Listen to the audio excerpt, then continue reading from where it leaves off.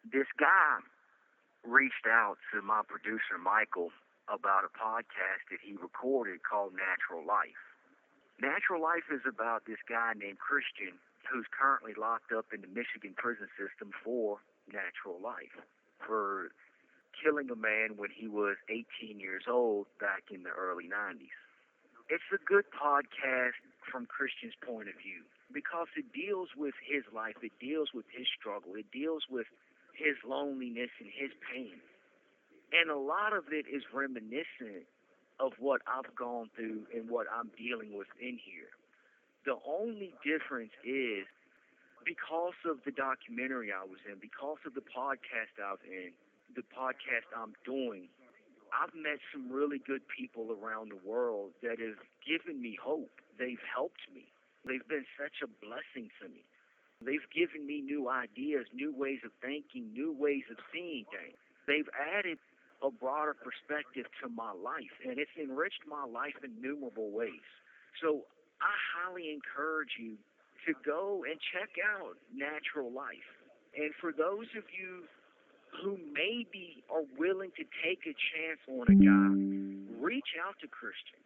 You know, it's not about sending him money or doing anything for him. It's just about letting him know that there's people out there who do care about prisoners, who do care about guys that screw up and make a life-altering mistake when they're at such a young, vulnerable age. And then they have to spend the rest of their life paying for it like I'm currently doing. You can hear the sadness and the loneliness and the hurt in Christian's voice because I've listened to the podcast over the phone. My producer, Michael, was kind enough to play it for me because I'm not going to get on here and support anything that I don't know anything about, that I didn't read or I didn't listen to or watch. And his story, it hit me, you know, and it hurt me because I have this abundance now. I have this blessing now. This guy has nothing.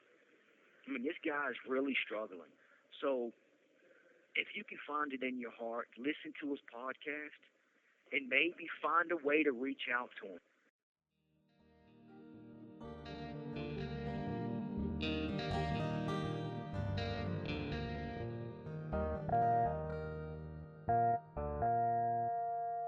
Hello, this is a prepaid call from Randall. an inmate at the Virginia Department of Corrections, Red Onion State Prison. To accept this call, press 0. This is Randall Via, and I'm currently serving 1,214 years in Red Onion State Prison in the state of Virginia for capital murder, armed robbery, and other assorted charges. Now, as a prisoner, I deal with a lot of mental health. You know, I've said before on my podcast, Red Onion Randy, that prison is an emotional pressure cooker. And it is because everything in here is designed to drag you down. It's designed to break you. And unfortunately, the overwhelming majority of prisoners are broken in here. March 31st of 2022 will be 32 years of my 43 years on earth that I've done in prison, juvenile and adult. Now, of those 32 years, I've spent 18 and a half years in solitary confinement. And what solitary confinement is you are locked in a cell 24 hours a day, 7 days a week. The only time you come out that cell is to go to the shower, go to medical, and on occasion they will take you outside and lock you in a dog kennel for 1 to 2 hours. That's solitary confinement. You have very limited interactions with other human beings, including staff members. You're trapped in that cell over and over and over again. And you're trapped with the worst person in a cell you can be with, and that's yourself. Because everyone has their own demons. And when you're trapped in that cell, you are forced to deal with those demons. Because if you have a cellie, if you're in population, if you're on the street, and you're interacting with people and You're watching all these television shows and social media and playing video games and going to work and doing all these different things. You can ignore those inner demons. You can ignore those voices that are inside you. In solitary confinement, you cannot. So only one of two things are going to take place. You are either going to be broken by those inner demons, and you are going to just spiral into a mental health crisis, or you are going to deal with those inner demons, and you are going to overcome them. And I am one of the few people that has managed to do so, especially with the length of time that I was forced to do in solitary. And yes, I did hurt a couple of people to put myself in solitary to begin with. However, the last 7 years that I did in solitary were for no charge whatsoever. I was locked up based on what I was capable of doing, not on what I actually had done. And that took its toll on me. And I remember one day that I was reading a book, and it was the Wheel of Time series by Robert Jordan. And there's a character in there named Landman Jooyeon. And I was daydreaming about wanting to be him. And I heard this voice just inside my gut, inside my stomach, my spirit, whatever you want to call it. But it wasn't in my head. It wasn't a mental thing. It wasn't a brain thing. It was just a voice down deep in me. And it said, the only difference between you and Land are the choices that you make. And from that moment, I stopped running from my problems. I stopped blaming everybody else for my problems. And I started dealing with my problems. And it was difficult. But one of the things I was able to do that helped me was positive self-talk. And that's what I want this episode to focus on. This isn't a prison episode. I'm not going to detail you with gory images of street fights or gang fights or prison rapes or what have you. That's not the purpose of this episode. I'm going to encourage you because we all need encouragement. And the person that we need encouragement from the most in our lives is ourselves. Yes, it means something to have somebody else encourage you, to have a mom or a dad or a loved one, to have a child encourage you, or even a professional therapist or psychiatrist. But the person that it means the most is yourself. That's how I was able to overcome. Now, in prison, you have classes, you have programs like anger management, thinking for a change, decision making, stuff of that nature. And they don't work. They don't work.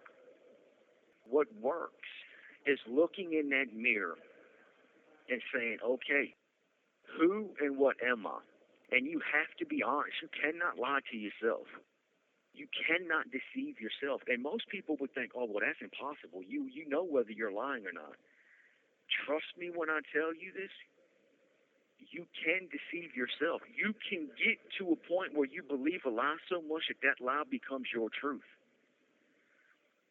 And that truth is a lie. So it's not truth. So you have to honestly look at yourself and say, hey, look, what am I? Who am I? Now, I'm going to give you an example from myself. When I looked in that mirror, when I held myself up to Landman Jooyeon, just a character in a book, not even a real person, just the figment of Robert Jordan's imagination. And this man was honorable. He was loyal. He was as tough as they come. He never quit. He never gave up. He never stopped fighting. He truly and genuinely believed in what he believed in. I was none of those things. I was a liar. I was a thief. I was a murderer. I was selfish. I was narcissistic.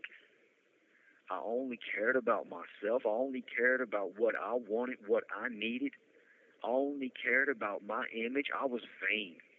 Oh my God, was I vain. I've been in prison since I was 11 years old. I'm a virgin. I've never been intimate with a woman beyond, kissing and some heavy petting and whatnot. And I had a lot I actually had created the lie about how I'd lost my virginity when guys in prison would talk about sex, and I would always be like, look, dude, I'm not going to sit here and lie to you and say I've been with 40, 50, 60 women like y'all have. Now, I've only been with 6 women. Matter of fact, I remember my first time, and it was with this straight whore at a party, and I had this lie, and I'd gotten to the point, I'd actually started to believe the lie. I actually started to believe that the girl was a real girl.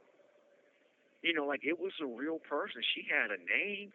She had parents. I had literally fabricated a complete background for this girl just so I could lie and have people look at me like I was cool or like I was one of them or something when I wasn't. I was never one of them.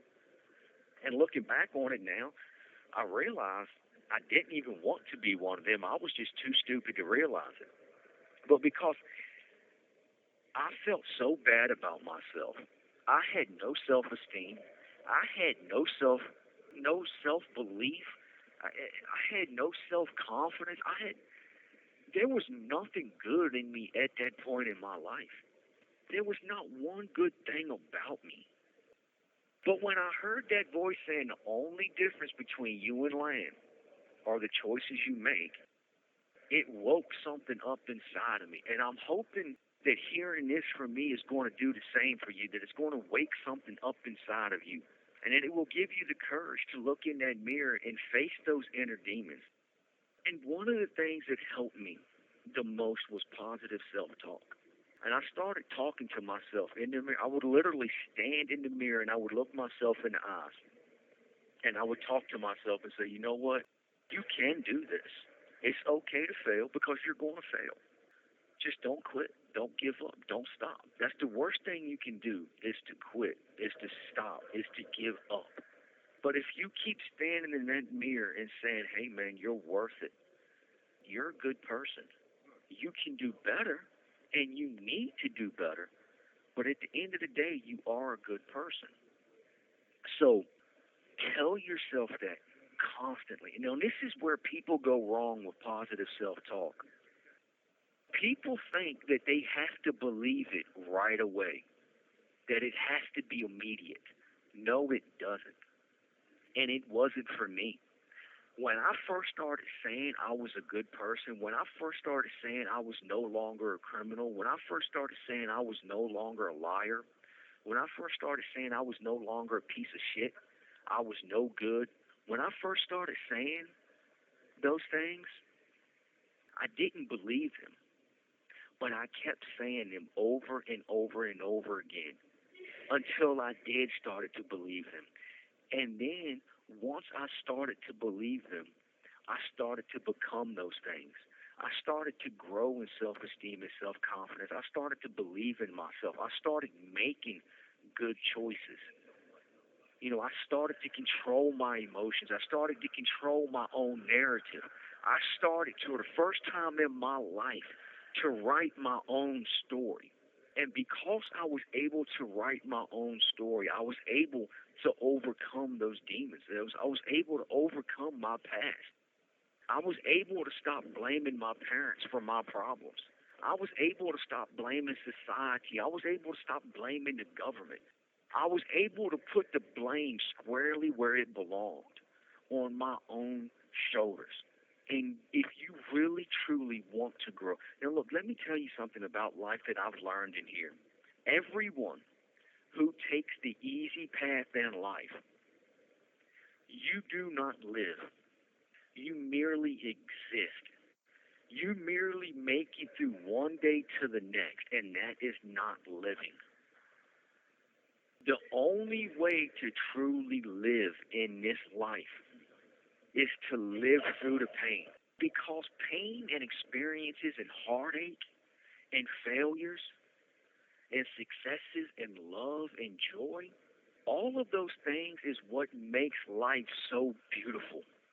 Because without the pain and the heartache and the misery, without falling on your ass numerous times, if you don't do those things, It brings you no true joy, no true happiness because it doesn't give you perspective. It doesn't give you wisdom. It doesn't give you any type of strength. So don't look at your pain. Don't look at your heartache. Don't look at your failed relationships. Don't look at your internal prison sentence, because all of us do prison time one way or another in this life. It's inescapable.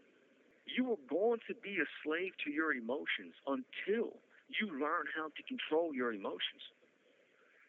And by learning to do those things, by overcoming these things, it brings out the beauty in life. Because one of the most beautiful things I've ever seen, it wasn't some manicured garden at Buckingham Palace or some botanical garden in New York City or wherever. One of the most beautiful, most stunningly gorgeous pictures that I've ever seen in my life was this little small flower in this wasteland. It was just nothing but dirt around. There was literally actual trash and garbage all over the place. It was just a place that you don't want to see a picture of, but there was just one little flower. And it wasn't the most beautiful flower in the world. It wasn't tall. It didn't have the most vibrant colors, the darkest green, the brightest reds, or nothing like that. It was just a scraggly little flower. But it was the most beautiful picture I've ever seen because it represented my life in such a fundamental way. And you are that flower. You are that flower in the wasteland of your life, in the garbage of your life, because every last one of us has baggage. Every last one of us has garbage in our life that we want to get rid of. But if you focus on yourself being that flower, and I encourage you to find a picture like that off the internet and print it out and put it up beside your mirror. It doesn't have to be some huge picture, just a little small picture to where you're going to see it every day you look in the mirror, when you put your makeup on or you shave or you comb your hair or whatever. And see that. Give yourself that little visual representation that I am something beautiful in the garbage in my life.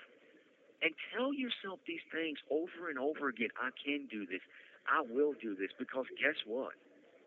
You can do this, and you will do this if you keep doing it over and over again, because you don't have to believe it in the beginning. You just have to keep saying it over and over again until you do believe it.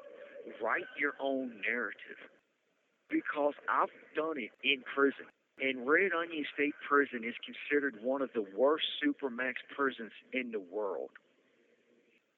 It's better now than it was. But when I was coming up, it was hell on wheels in here. You heard the guns and the boobs shooting every day.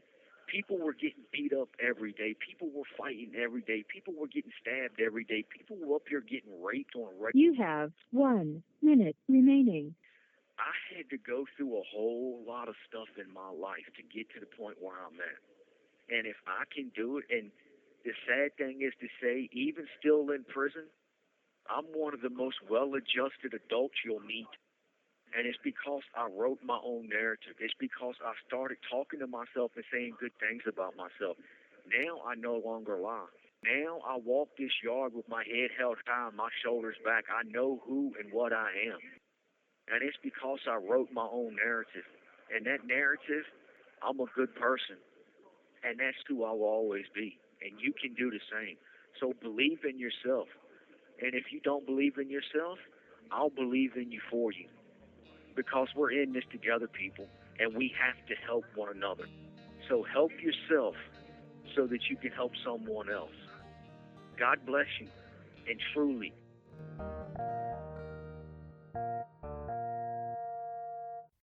Thank you for using GTL.